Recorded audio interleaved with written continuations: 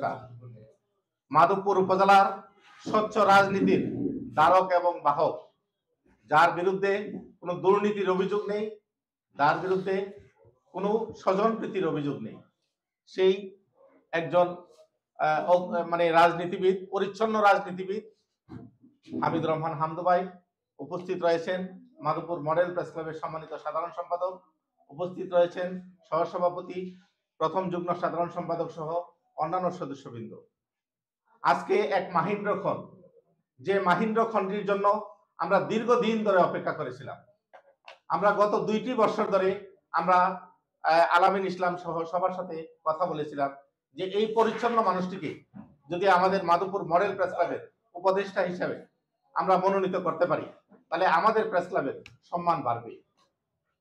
এই জন্য যে আমাদের মডেল প্রেস ক্লাবে যে 23 জন সদস্য রয়েছে, মাধবপুর উপজেলার এমন কোন প্রশাসন, এমন কোন প্রেস ক্লাব বলতে পারবে না যে একটা সদস্যের বিরুদ্ধে কোনো দুর্নীতির অভিযোগ রয়েছে, একটা সদস্য কারো কাছ থেকে 2 নাম্বারই করে নিউজ করেছে, নিউজ করে নাই, টাকা লইছে। প্রত্যেকটা নিজের পকেট থেকে টাকা দিয়ে এই সাংবাদিকতা করতেছে। আমাদের নিজস্ব একটা প্রেস ক্লাব, একমাত্র মাধবপুর মডেল প্রেস ক্লাবের নিজস্ব প্রেস ক্লাবের অফিস রয়েছে।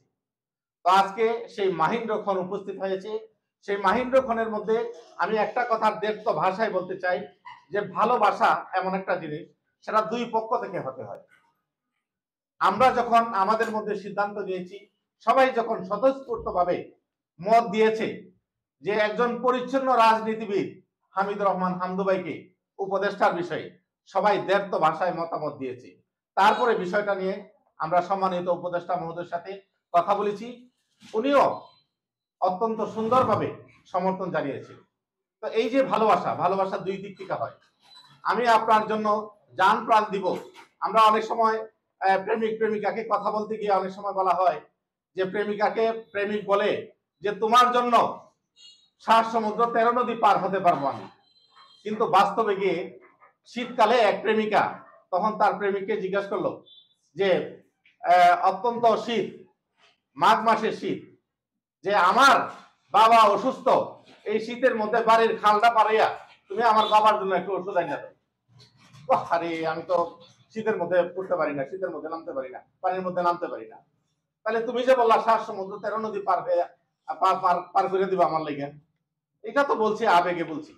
তো এই আবেগের ভালোবাসা নয়, প্রকৃত অর্থে আমাদের প্রতিটা সদস্যের অন্তরের অন্তঃস্থলের ভাষা হচ্ছে যে এই মানুষটি আমাদের অভিভাবক হিসেবে দায়িত্ব নেই। আজকে পবিত্র রমজানের 7 রমজানের আজকে লাখো লাখো শুকরিয়া যে এই মানুষটিকে আমাদের মাঝে অভিভাবক হিসেবে পেয়েছি। আল্লাহ ওনার হায়াত দারাজ করুক।